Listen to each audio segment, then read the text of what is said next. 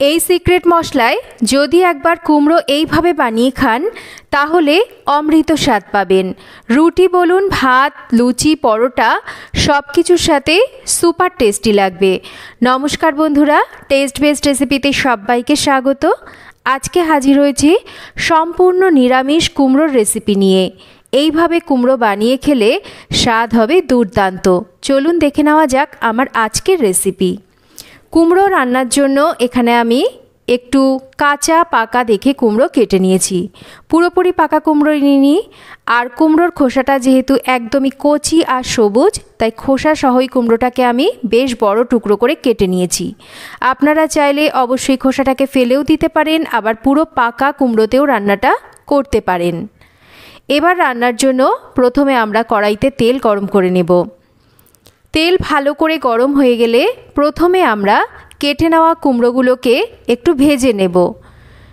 কুমড়ো ভাজার সময় কোনো রকম লবণ হলুদ দেব না, আর কুমড়োটাকে খুব ভালো করেও কিন্তু ভাজবো না। একটু হালকা করে কুমড়োটাকে ভেজে নেওয়ার পর এবার কুমড়োটাকে তুলে নিচ্ছি।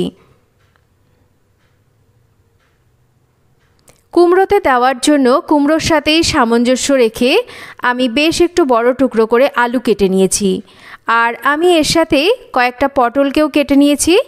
আপনারা চাইলে রান্নাটা অবশ্যই শুধু আলু আর কুমড়ো দিয়েও করে খেতে পারবেন। এবার আমরা এই পটল আর আলুকে একটু ভালো করে ভেজে নেব, তবে অবশ্যই আলু পটলকে ভালো করে ভেজে নিতে হবে। আলু পটল ভাজার সময়ও কোনো রকম লবণ হলুদ না দিয়েই আলু পটলকে ভেজে নিচ্ছি।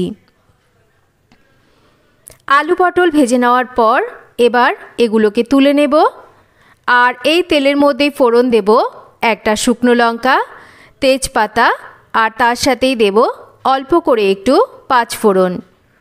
ফোড়নটা আমাদের একটু ভেজে নিতে হবে। ফোড়নটা এখানে হয়ে গেছে, ফোড়ন থেকে সুগন্ধ বেরিয়েছে। এবার দিয়ে দেব একটা কেটে নেওয়া টমেটো, 2 থেকে 3টে চিড়ে নেওয়া কাঁচা লঙ্কা, তার সাথেই দেব আদা বাটা, দেব এখানে পরিমাণ মতন হলুদ, তার সাথেই দেব স্বাদ মতন লবণ, আর ঝালের জন্য ঝাল লঙ্কার গুঁড়ো। সামান্য করে জল দিয়ে খুব ভালো করে টমেটো নরম হয়ে আসা অবধি মশলাকে ভালো করে কষিয়ে নেব। মশলা খুব ভালো করে কষিয়ে নিয়েছি। এবার এর মধ্যে ভেজে নেওয়া সমস্ত সবজিগুলোকে ঢেলে দেব। এক মুঠো ভিজিয়ে নেওয়া ছোলাও দিয়ে দেব। খুব ভালো করে এই মশলার সাথে এই সবজিগুলোকে আমাদের কষিয়ে নিতে হবে। একই সাথে আমি স্বাদ মতন একটু মিষ্টিও এখানে দিয়ে দিচ্ছি।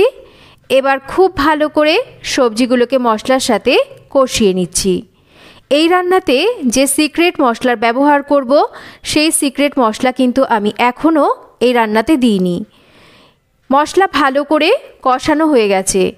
এবার এই সবজিগুলো সেদ্ধ হয়ে যাওয়ার জন্য এর মধ্যে দিয়ে দেব পরিমাণ মতন জল।